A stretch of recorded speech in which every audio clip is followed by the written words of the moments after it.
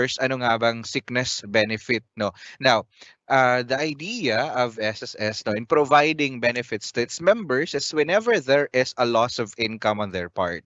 So with that, this definition as a daily cash allowance paid to a member for the number of days he or she is unable to work due to sickness or injury.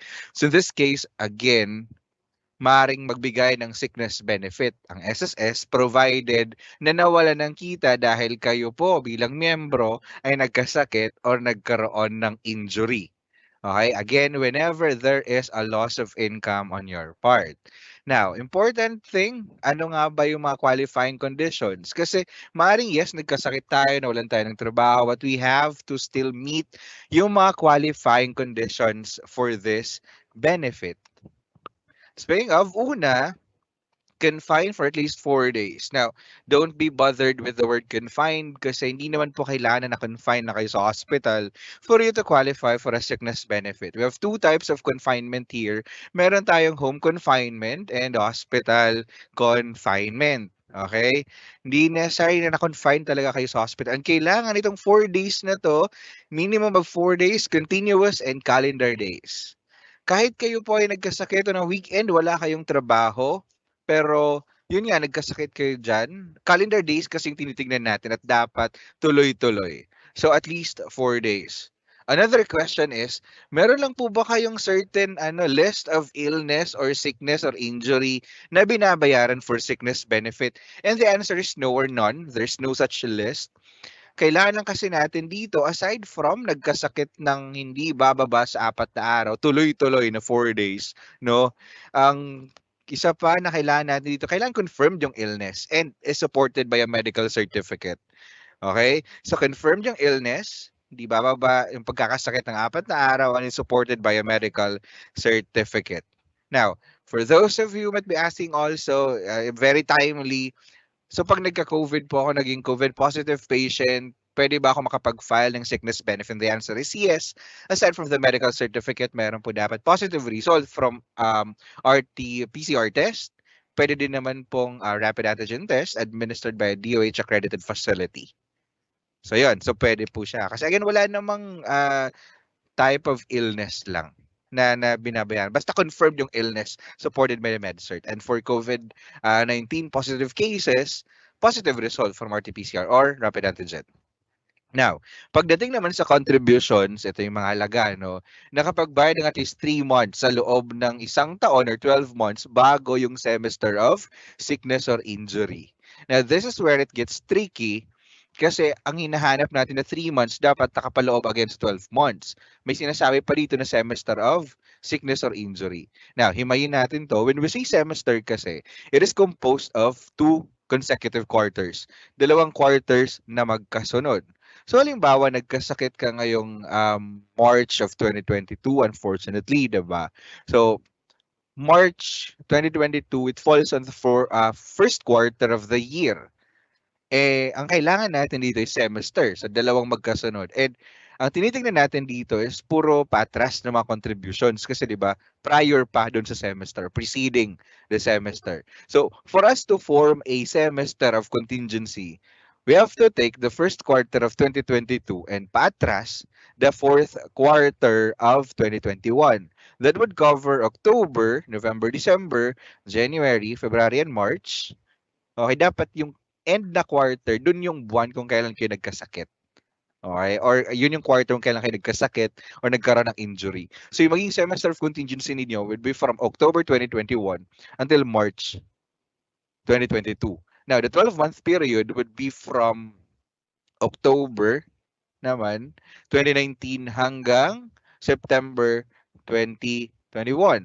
So within that 12-month period, dapat merong at least 3 months. Hindi naman kailangan na magkakatabi or consecutive. As long as pasok doon sa 12-month period, kahit galing pa po yun sa previous employer ninyo, or as voluntary yung contribution, it won't matter. Basta merong at least 3 months, pasok doon sa 12-month period, contribution-wise would qualify for this sickness benefit. Okay? Another one is the notification. Pag kayo po ay employed, dapat po i-notify ninyo yung employer of your sickness or illness or injury, and employer will then notify SSS. So pag employed member, kay employer po tayo magpo-file ng notification, tas employer na magno-notify kay SSS. Pero kung unemployed or kayo po ay voluntary, individually paying member, voluntary self-employed, directly na po kay SSS yung pagpo-file ng sickness benefit. Definitely, kasi wala naman kayong employer doon. Okay? Now, another qualifying condition, the last one actually, dapat po nagamit yung current company sick leave with pay. So, as mentioned dun sa definition natin, di ba, if you have um, ito, SL with pay, considered as income kasi yun, diba? So, again, the idea is dapat merong loss of income on your part for you to enjoy your sickness benefit or avail your sickness benefit under SSS. Now, halimbawa, meron kayo approved na, ito applicable lang definitely sa mga employed members, no? Halimbawa, meron kayo approved na notification, 15 days. Tapos meron pa kayo 5 SL with pay. So, the 5 days doon, babayaran muna ng company's SL with pay. The remaining 10, yun yung i-claim natin under SS sickness. So, kailangan gamitin muna natin again, current company sick leave with pay. Pag wala na kayong SL with pay, meron kayong VL, hindi natin itatap yun. Only the sick leave with pay. Okay? Yan. So, yung process natin, ito, under the usual circumstances, no, this was actually applicable. Ito, prior pandemic, and hopefully when everything gets back to normal, babalik tayo dito sa rules natin sa notification. Pero mamaya may update naman tayo during this time of pandemic. Pero yun nga, ito, prior pandemic, ito talaga take effect to. Pag-notify natin ng ating sickness sa ating employer, from employee to employer, you will be given 5 days. And this is applicable for home confinement o yung mga outpatient tayo. Then employer will be given 5 days from receipt of that notification to notify SSS. So 5 days employee to employer to SSS, another 5 days. Ang exemptions dito, pag confine yun ng hospital, kasi ang filing naman natin ng sickness na is within 1 year from the date of discharge. Okay? And then, except working, or nangyari yung accident within the company premises kasi parang safe to assume na notified na agad sa employer. So employer na lang mag-notify agad kay SSS. Especially again, while the accident happened while working or within the company premises. So dapat deemed notify or alam na, aware na dun si employer. Yan. So sila na mag-notify kay SSS din. Now, para sa mga individual members, again, yung mga self-employed, voluntary, OFW, or newly separated employees natin, 5 days, diretso na po kay SSS since wala tayong employer. Exempted lang din dito is pag hospital confinement kasi, again, within 1 year, ang filing na ng sickness benefit from the start of confinement. Yan.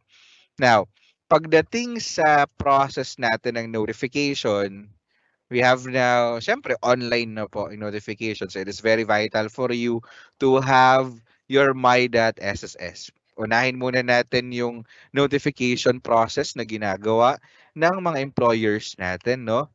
So employer shall include the required information. They also have to upload supporting documents. Now ngayon, itong enhanced on sickness benefit claim natin na process, no?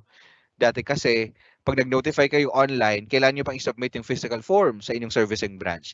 This time, pag ang employer nag-notify online, i-upload na lang nila doon yung supporting documents and there's no need for them to visit their servicing branch anymore. So, ganoon na siya convenient. Online na lang talaga yung transaction. Then, pag code, it will be evaluated by our medical evaluation center. Then, once approved, will be forward to our processing center para dun sa approval na ng claim. So, ito yung step-by-step na ipapakita natin. Yan, visit our official website, www.sss.gov.ph. Under portals, click po natin yung employer and then dito sa login ng employer, key in lang natin yung user ID and password, tick on the box beside I'm not a robot, and then click submit. Yan. Then sa mga menus na nandito, home, inquiry, services, employer info, PRN for contributions, PRN for loans, and lag out. Dito tayo sa e-services. Notification pa lang po yung sinasubmit natin. No? So under e-services, click po natin submit sickness notification. Yan. Then this would prompt read the important reminders, click proceed to continue. Now, yung iba sa inyo, for example, first time tayong magpa-file ng ating sickness notification, no? If you're not familiar or you're not aware of the documentary requirements to be submitted or to be uploaded, Click muna natin 'to para aware tayo, para ma-prepare na natin before even proceeding, no, dun sa pag-apply mismo. So check this one out para aware kayo ano yung mga supporting documents that needs to be uploaded para ma-process yung ating sickness benefit. Yan. And make sure as well na before filing for either notification or even reimbursement, as an employer, you were able to enroll na ng disbursement account sa DAEM and approve na din yon para once approved yung reimbursement, doon na lang i-credit, no, yung reimbursement niyo for sickness and actually for maternity benefit as well. So if you were able to read na ng mga documentary requirements, click proceed button. Yan. So you have to encode the required information, then click proceed. Ang kakailanganin natin dito is ang SS number. Continuous strings of numbers lang po ah. Okay, continuous strings of numbers. Una po yung ano, yung hyphen or yung dash. Yan. Then click proceed.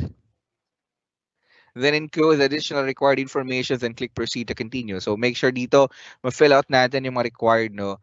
We have the start of illness based dun sa medical certificate provided or binigay ng inyong employee from his or her attending physician. Tick if it was home confinement or hospital confinement or still confined, especially sa hospital. So yung mga options na iti-tick natin. Number of days claimed, depende po dun sa medical certificate. Yeah. License of the attending physician. Okay. Date of notification, dito. Date of employee return to work if applicable. Yan. And dito meron isang tanong, is this work-related? Ito kasi para dun sa employees compensation. So that will be a different topic. Pero I'll be tapping it ng konti. Pag work-connected, yung sickness or injury niya, okay, you can select the option yes. Kung hindi naman, no. Yan. So, click lang natin yung proceed if we were able to supply the required information here. Now, take note, kung work-connected po yun, pwede siyang i-file for employees compensation. A quick reminder lang sa mga employed members natin na kailangan po ang employed member, if they're claiming for an easy sickness benefit, they're registered in the SSS and meron na din po silang approved na disbursement account sa DAEM. Bakit? Pag easy sickness benefit po kasi, diretso na po yung babayaran or directly nang magbabayad sa SSS dun sa employee pag easy sickness. So ibig sabihin, hindi na kailangan i-advance ng employer ang easy sickness. Easy sickness po yun ha. Pag SS sickness, kailangan pa rin i-advance. Don't be confused. Easy sickness, employees compensation, yun po yung direkta ng babayaran ni SSS to employee. Pag SS sickness, kailangan pa rin natin i-advance. Now, kung tinik natin yung yes doon, meron yung option dito na lalabas actually, no, to select ano yung either dun sa disbursement account na meron yung member or yung employee na magki-claim. Then meron pa yung isang slot dito to upload easy supporting documents. Ayan. Pero kung naka-no, ito lang yung makikita natin. You have to upload supporting documents like MedCert and hospital medical records. Now, ano ba yung mga kino-consider natin? If you want to check ano yung mga pwedeng supporting documents, meron ditong parang letter I na icon. Just click on that. You can see ano pa ba yung mga documents na tinatanggap natin or any other alternatives just in case this medical certificate is not available or applicable. Ano ba yung alternatives natin na pwedeng i-submit, no? Or i-upload aside from the medical certificate. So, tignan natin to. Itong parang letter I na icon. Yan, hindi na natin to, for example, hindi na kailangan tumawag, no, para i-check paano yung alternative documents. Andito na po yun lahat. Dito sa may I icon, same then with hospital or medical records. Ayan, then choose the document. Saan naka-save, i-upload nyo lang po, and then certify and submit. Ayan. Then take note of the generated transaction details and check your inbox for an email notification from SSS about your sickness application. So ang una natin dito, ang sinubmit pa lang natin is the notification. We still have to wait for the approval of the sickness notification para malaman natin ilan yung number of days na approved na magiging basihan natin to compute the sickness benefit as a sickness benefit.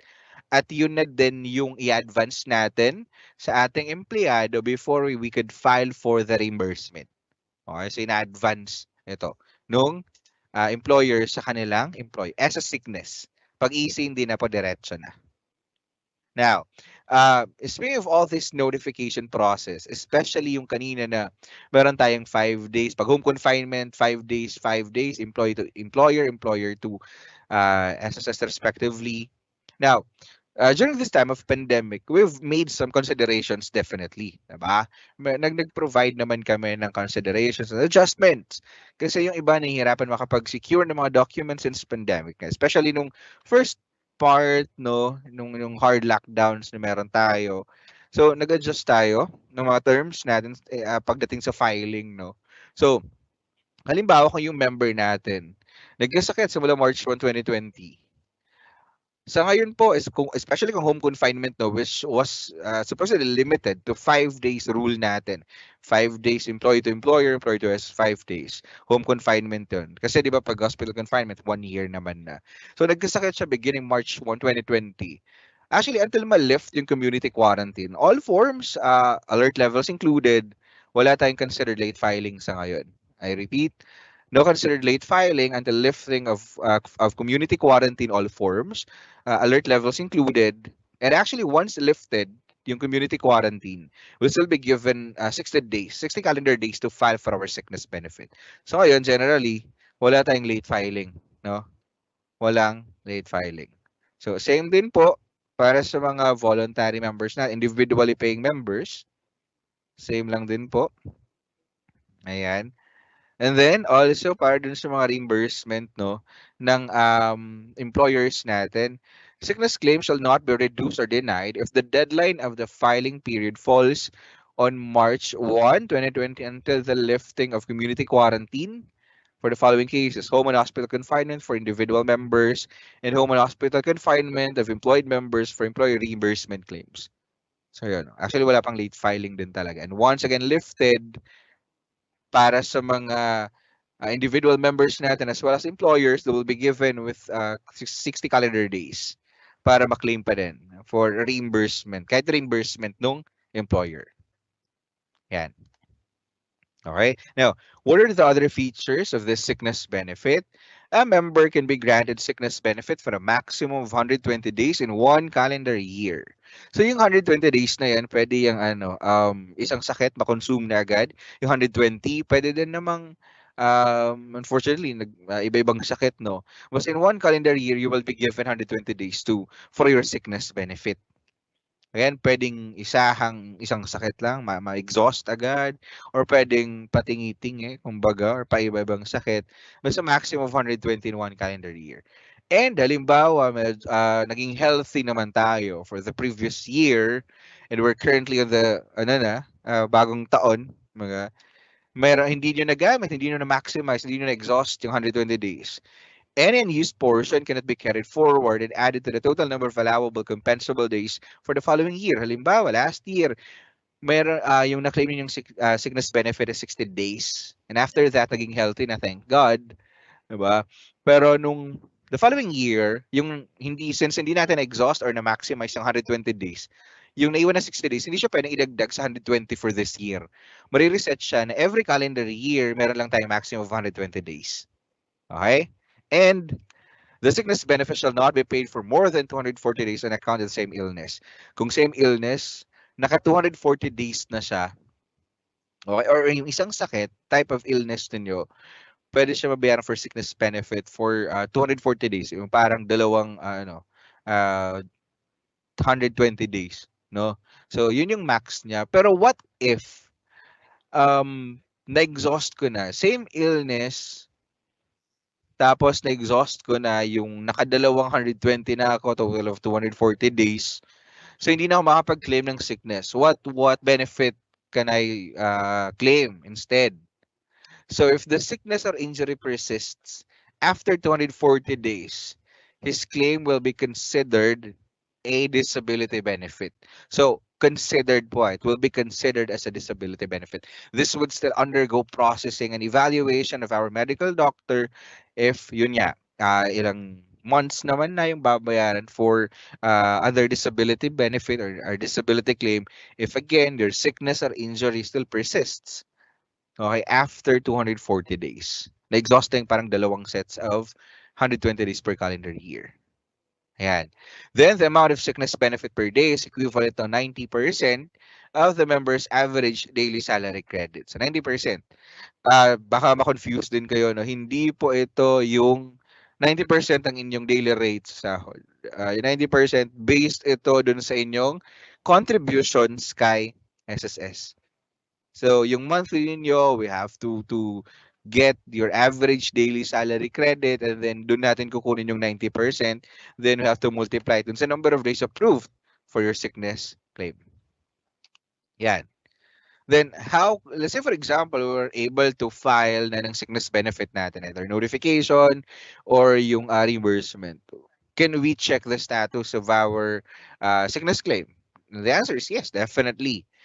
You can always use you can always maximize your My.SSS to check the status of your benefit claim applications, not only limited to sickness or maternity, even if yung mga even those final claims niyo like retirement benefit, unemployment, all status verification is available on your My.SSS. So let's check kung saan natin siya pwedeng makita. Again, kung halimbawa nakapag-file na nga kayo, no? Either notification or reimbursement para sa employer. Yan. So for employer, kung nag-file na kayo ng reimbursement, under inquiry, pag nakapag-login na tayo, sickness slash maternity, meron dito mga separate tabs. You can browse through them. Pag reimbursement, dito tayo sa payment history. Pag notification, we can check it under medical claim history. Okay? So sa payment history, just have to enter the applicable date. Piliin niyo po is contingency date niya or date of illness or sickness. Ayan, then search, hanapin niyo lang. Then you will see tables here at kung kanino yung verify natin, click lang natin yung SS number. Okay? Then mag-open yung parang profile ng employee. And makikita natin dito yung mga list of reimbursement para dun sa employee na yon.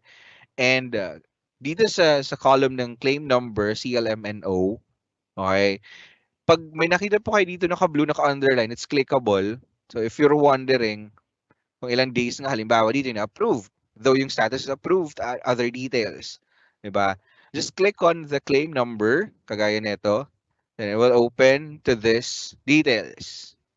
Yeah, so makita na natin number of days, approved, ano yung filing branch, and details nung member natin.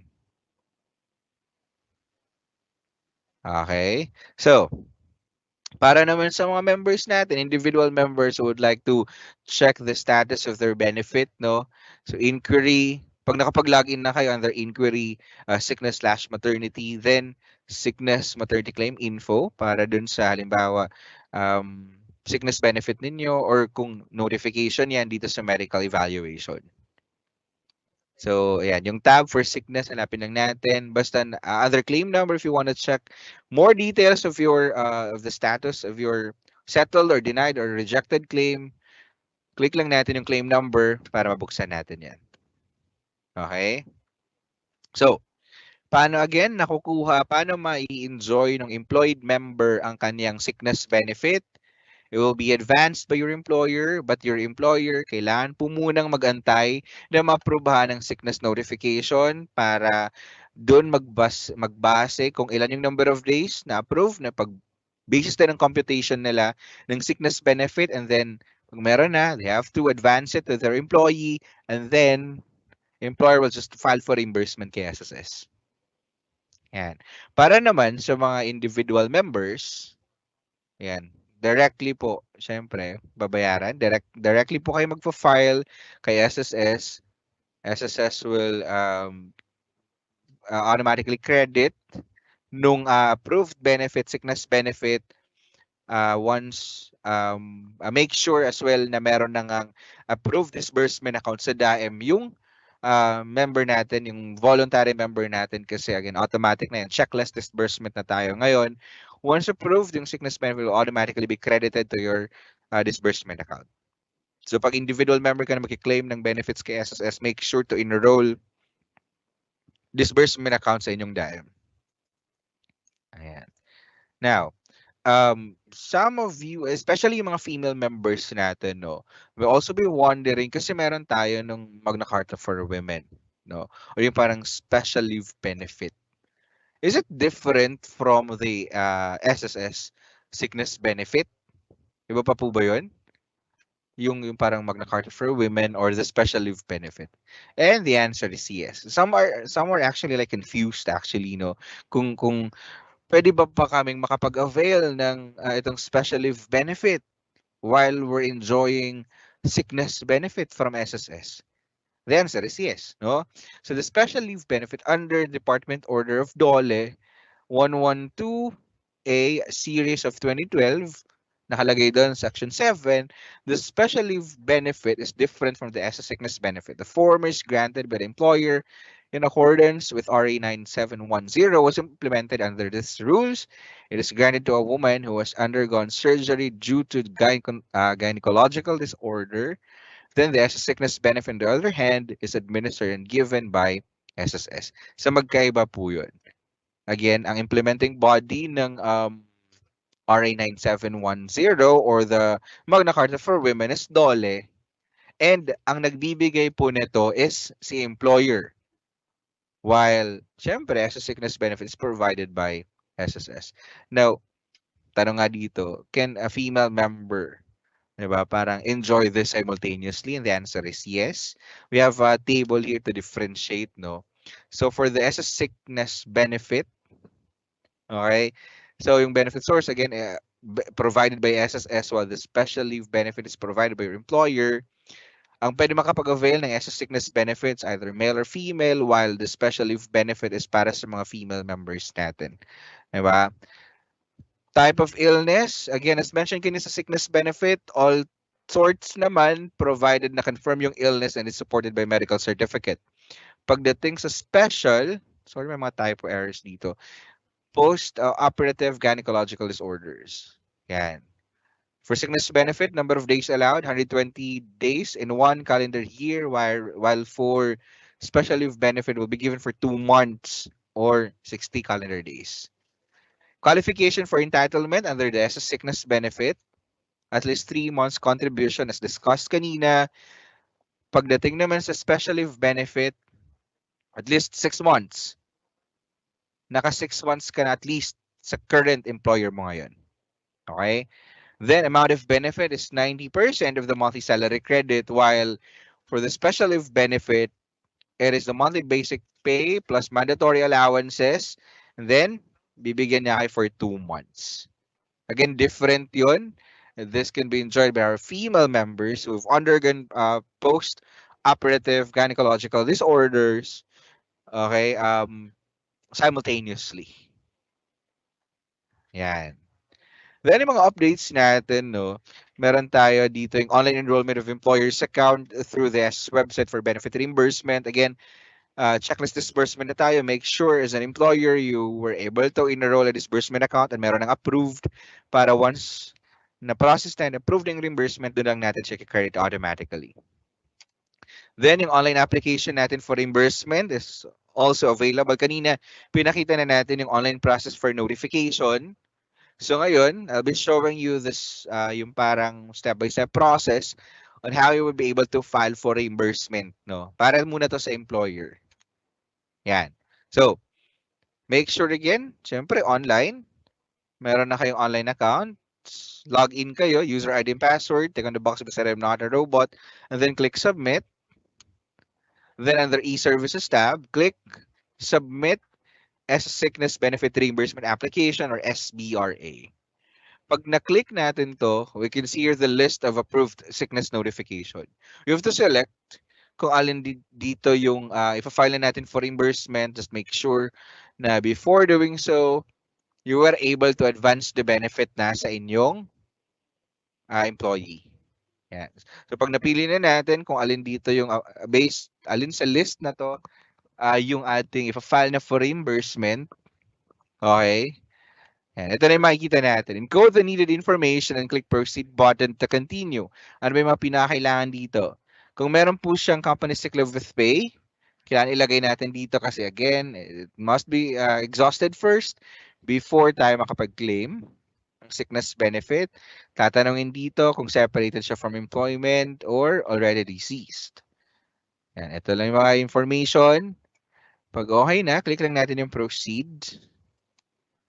Yan, review the encoded information and click the certification undertaking and certify and submit box. Ito.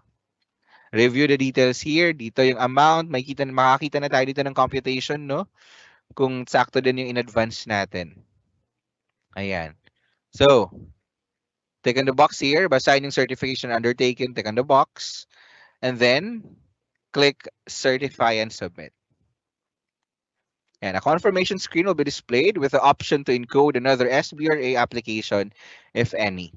Yan. So, kung meron pa po kayong file for reimbursement, click lang natin to, encode another claim, pero ito na yung transaction number ninyo based dun sa una ninyong sinubmit.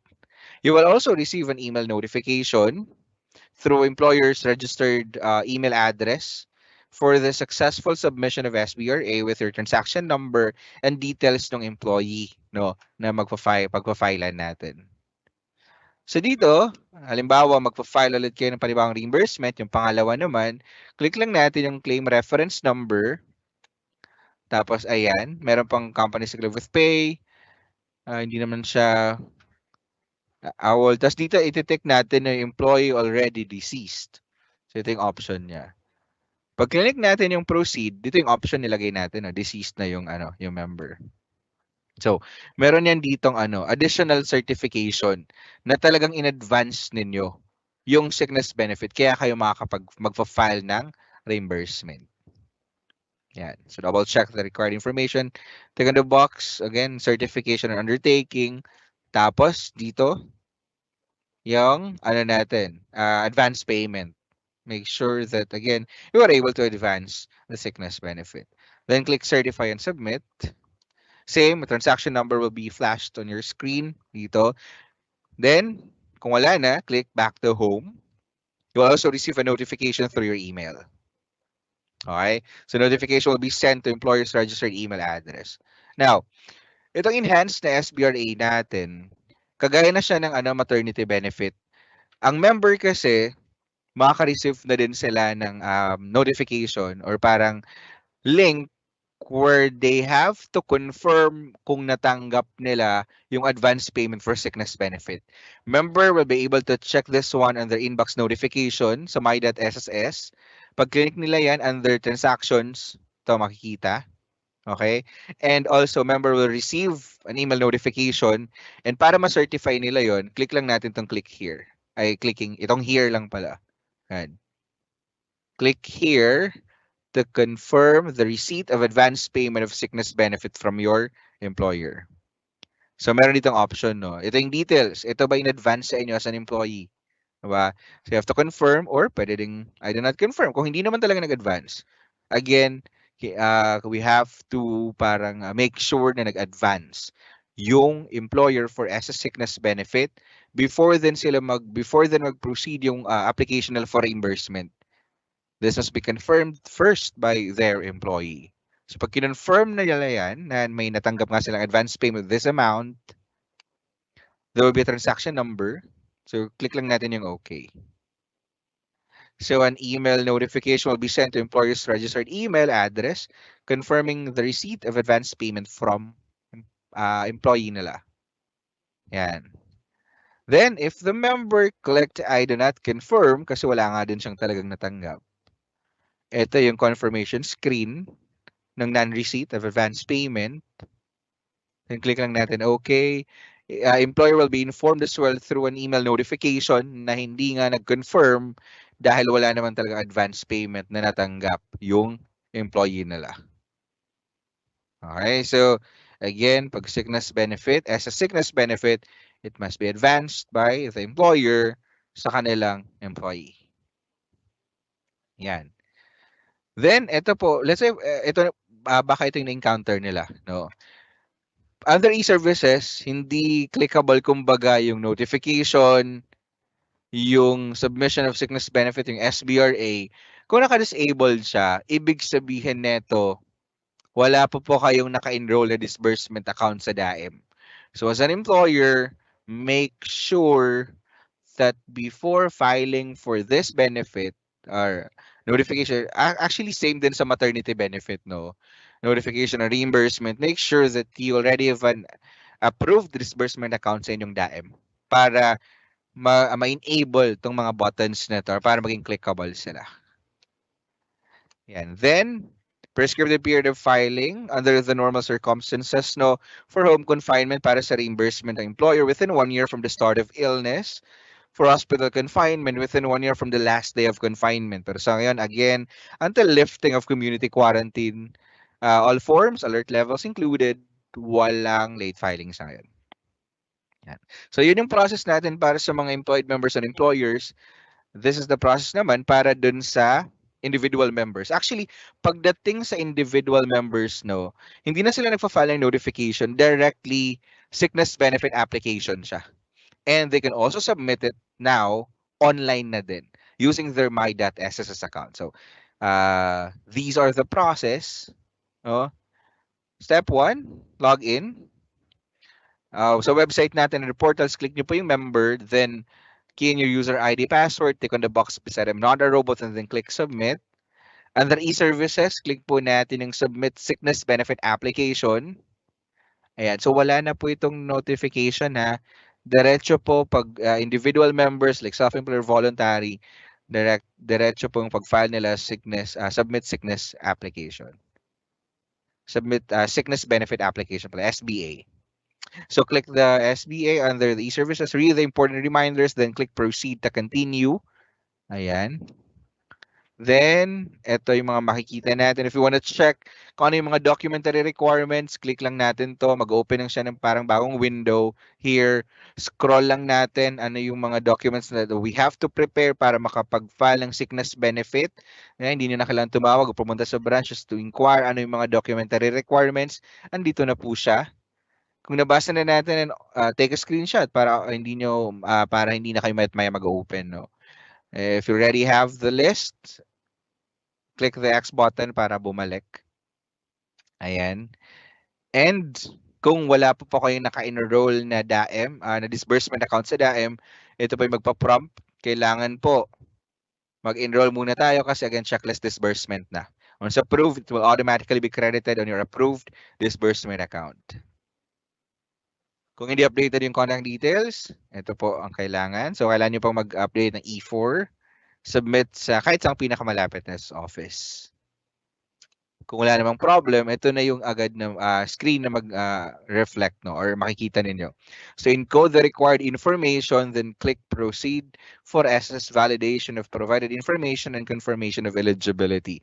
Same din po, start of sickness, confinement, whether you were confined at home or at the hospital, date of discharge, kailan na nakalabas ng hospital, number of days claimed, depende dun sa med-cert from your attending physician. Yan, work-related ito para sa self-employed natin. Yan, so ito. Yung mga provide lang natin. Now, here, the next step, after natin maklik yung proceed, makikita natin dito yung mga buttons kung saan natin pwedeng i-upload yung mga supporting documents. Again, if you want to check out alternative documents, click nyo lang po yung parang I na icon. And then reminders natin dito attach a readable colored image or PDF. Maximum file size is 2 MB per file. Okay? So ito yung kailangan natin sa limitation ng in-upload nating file. So select lang natin. If you want to check again, under medical certificate, yung I na icon, gaya nito. Ano yung mga kailangan na nandun sa MedCert? Ayan. Dito din, if applicable, yung easy supporting documents. Certificate of separation, affidavit of undertaking. Ayan. other medical documents, hospital, or medical records. Yan. So, upload lang natin. Choose document. Select natin saan siya nakasave. Then, upload. And then, uploaded na sila. Click lang natin ay certify and submit. Okay?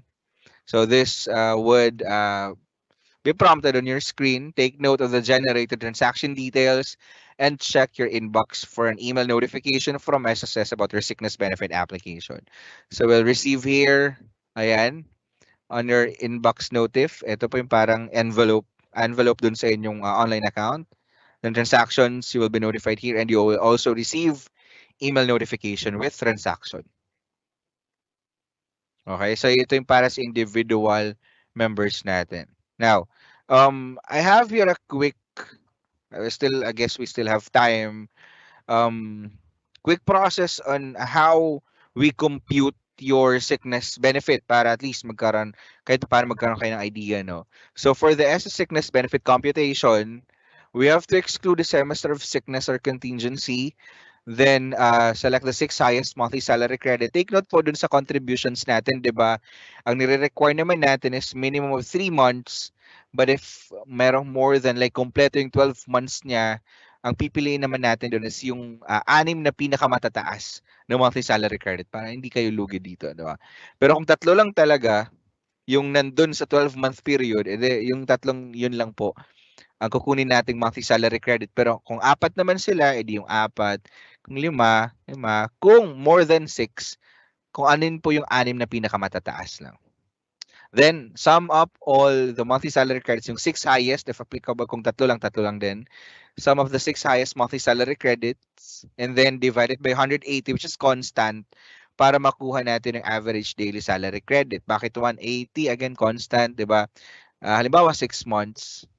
In-assume natin, under the law kasi, di ba, when we say calendar, with calendar days or month, ano siya, parang it is composed of 30 days. Diba? So, to get yung daily for that 6 months, we have to divide by 180. So, kahit at 3 months lang din siya, we still have to divide by 180. Constant na po yung 180 as a day, para makuha yung average daily salary credit. And then, we multiply it by 90% and then further multiply it with the approved number of days. Halimbawa dito, confinement period, nagkasakit, July 1 to 30, 2020. 30 days yung kiklaim natin. Pero meron pa siyang company sick leave with pay. So, July 1, ito yung pagkakasakit niya, July. Again, we have to, yung step 1 doon is exclude the semester of contingency. Kung nagkasakit ka ng July, this, July kasi pang third quarter yun eh. July, August, and September. So, to complete a semester or to make a semester, kailangan po dalawang magkasunod na quarter and as mentioned kanina, paatras po yun. So kung nagkasakit kayo sa third quarter, ang idudugtong natin dito is yung second quarter which is from April to June. So this would make your semester of contingency, April to September. No? Then yung 12-month period bago yung semester, it's March 2020 going backwards, April 2019. So that's April 2019 hanggang March 2020. Dito yung 12-month period natin. So dito, itong 12-month period na to, dito po kailan merong at least 3 months na contributions. Okay? 3 months at least na contributions at kagaya nito na more na kompleto, ang kailangan natin diyang kunin is yung 6 na pinakamatataas na monthly salary credit.